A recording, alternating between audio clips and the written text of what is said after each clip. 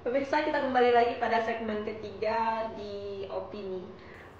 Pada generasi saat ini, Pak, kita lihat generasi sekarang itu agak buta sejarah ya. Iya, banyak tertarik. Banyak yang tidak tertarik atau melupakan sejarah kemerdekaan Indonesia. Nah, menurut Bapak, apakah relevan dengan pemikiran Tan Malaka dengan kondisi Indonesia saat ini? Ya, kita bicara dulu soal Gen Z milenial yang lebih suka nonton konser, drakor dan lain-lain daripada membaca sejarah. Ini kan kita hidup di era kapitalisme. Semua yang bicara uang kan. Ya, jadi kita bisa mewajarkan hal itu. Tapi kita punya tugas sejarah. Ya, dengan berbagai alat yang ada, medsos, kita juga berkampanye. Iya. Ini loh, Indonesia itu tidak tiba-tiba jatuh dari langit atau hadiah Belanda. Iya. Ya, tapi diperjuangkan oleh jutaan orang dengan darah dan air mata.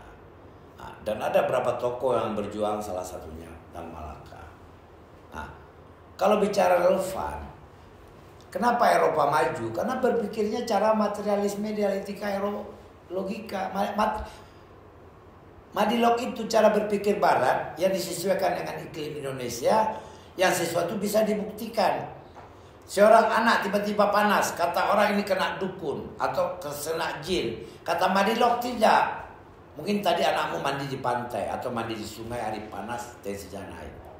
Madilog berbicara fakta dan bukti.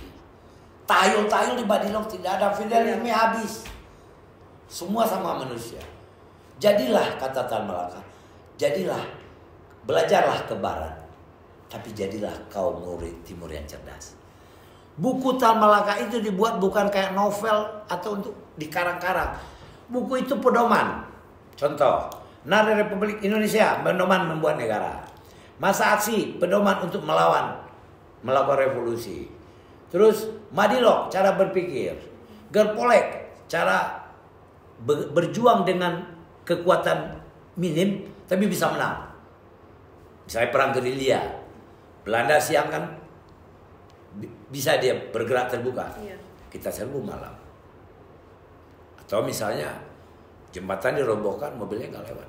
Jadi Gerpolek itu cara ringkas dalam rangka.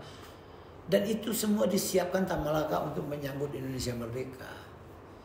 Jadi Gerpolek itu Gerpolek ini jadi 45, 49 itu kita kan perang sama Belanda. Kita kan gak punya senjata. Dipakailah ilmu Gerpolek, gerilya, politik dan ekonomi. Kemudian Madilog itu buku untuk berpikirlah kau secara orang barat, ya, tapi jangan tinggalkan ketimuranmu. Dan Islam itu adalah darah dalam tubuh Indonesia. Ketika darah lancar, Indonesia akan sehat. Jadi sangat relevan. Kalau kita konsep Tan Malaka dijalankan waktu itu katakanlah dengan perang gerilya kayak Ho Chi Minh di Vietnam. Tapi kan Ho Chi Minh kan dibantu sama Cina dan Rusia. Atau kayak Che Guevara. Tapi Che Guevara kan juga berjuang bukan bikin negara. Kalau konsep Tan Malaka ini dijalankan hari ini, Indonesia sekelas Cina. Atau kemandiriannya sekelas Vietnam. Bukan bangsa yang rendah diri, ya. Bukan bangsa yang banyak mengeluh. Bukan bangsa yang gampang dijajah oleh kapitalisme dengan produk-produk mereka. Indonesia kuat. Jadi kalau kita belajar Tan Malaka, belajar pemikiran ekonomi Bung Hatta, belajar rasa nasionalisme Bung Karno, belajar diplomasinya Agus Salim dan Sultan Syahrir, Indonesia maju. Karena tidak pernah Tan Malaka ini ditawarkan beberapa jabatan dia menolak. Hari itu orang tidak bicara harta jabatan, orang bicara gagasan.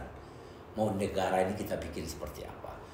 Makanya Narasi Republik Indonesia, Tan Malaka dibilang oleh Profesor Muhammad Yamin adalah Bapak Republik Indonesia. Seperti Jefferson dan Washington di Amerika, atau Aguinaldo, Jose Rizal di Filipina. Jadi sangat relevan. Tapi sebaiknya adik-adik baca saja dulu sejarahnya. Jangan masuk dulu ke pemikirannya. Karena itu pemikiran kalau kuliah S3. Iya, Pak. Ya. Tapi banyak orang-orang pengikut Tan Malaka cuma tamat SD, SMP. Contohnya ada Malik. Dia bisa jadi wakil presiden. Karena dia berpikir cara Tan Malaka banyak jadi juga segala macam. Jadi udahlah, kita ini aja, kita luruskan sejarah ini, kita pulihkan hak Tan Malaka, hak agar Indonesia berterima kasih lah kepada putra Panam Gadang, Luak Nantigo, kampung kita. Ya, kalau kita bilang separuh saham Republik ini punya orang awak, tapi kan sombong kita. Ya. Iya, Pak. Saya kira seperti itu aja. Oke. Ya. Terakhir, Pak, apa harapan Bapak terhadap generasi yang ada pada saat ini? Generasi hari ini adalah generasi yang wajib membaca, generasi yang wajib tahu. Sumber informasi sekarang gampang, tinggal klik Google keluar, tinggal kita filter. Ya, kalau kami dulu wartawan, nyari berita itu ke perpustakaan, nyari literasi, dan harus menunggu pejabat itu pagi-pagi. Sekarang dengan WA aja bisa konfirmasi. Semua sudah dimudahkan oleh teknologi. Ya, jadi kita manfaatkan teknologi ini untuk kepentingan kita menjadi lebih pintar. Jangan nonton film Netflix yang kaya itu kan orang luar. Iya. Ya, terus buatlah film kita sendiri, film Malin Kundang. Ada pesan-pesan moral, film Tan Malaka, film apa lagi harusnya? Memang Bonjol. Nah, itu.